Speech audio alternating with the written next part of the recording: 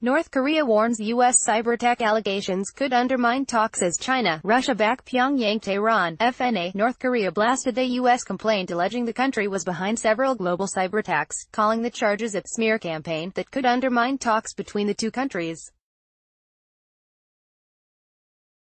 China stated that it has sternly protested to the U.S. for imposing sanctions on a tech firm which Washington accuses of moving illicit funding to North Korea, World News reported.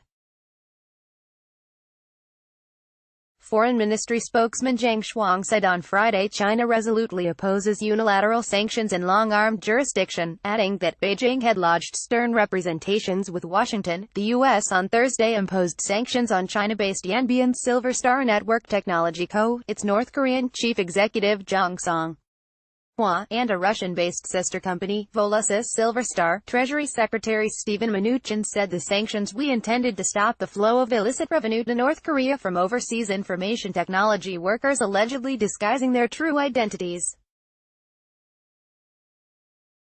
China had already lodged stern representations with the U.S. side about this, and urges the U.S. side to stop these wrong actions, Shuang added. A manager at Yanbian Silver Star told Reuters the allegations were impossible, adding that, "I've never heard of Jong Song-hwa." The administration of U.S. President Donald Trump has maintained sanctions pressure on Pyongyang despite his meeting with North Korean leader Kim Jong-un in June at a summit in Singapore.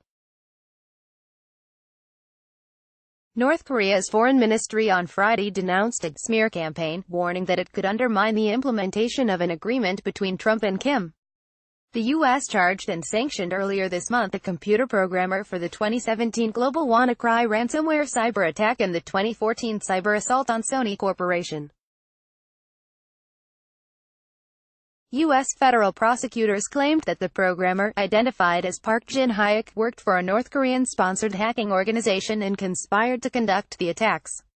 North Korea's state news agency KCNA quoted a North Korean foreign ministry official as saying that the person named by the U.S. was a non-entity. The act of cybercrimes mentioned by the Justice Department has nothing to do with us, Han Yong-song, a researcher at the North Korean Foreign Ministry's Institute for American Studies, said in a statement to KCNA. The U.S. farce of prosecution is none other than a vicious slander and another smear campaign full of falsehood and fabrication designed to undermine the DPRK, he added, referring to the country's official name. In reality, the U.S. is the chief culprit responsible for posing security threats in cyberspace, he stressed. The official urged the U.S. to seriously ponder over the negative consequences of circulating falsehoods and inciting antagonism against the DPRK that may affect the implementation of the joint statement adopted at the DPRK-U.S. summit. Washington has also accused Russia of violating UN sanctions on North Korea by granting work permits to North Korean laborers despite Russia's denial of any such actions.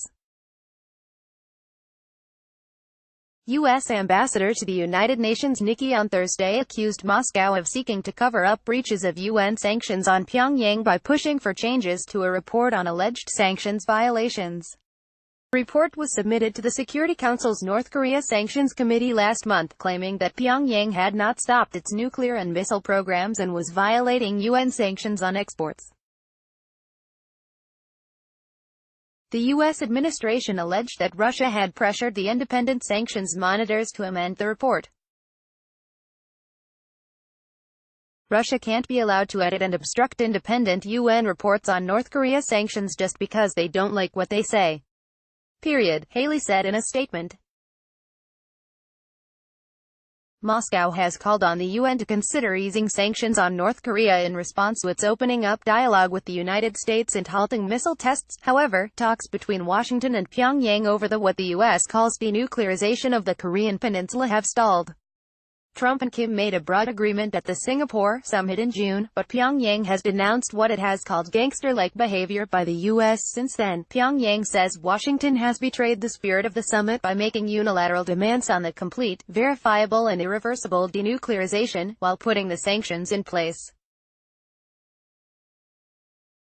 North Korea has been under a raft of crippling UN sanctions since 2006 over its nuclear tests as well as multiple rocket and missile launches.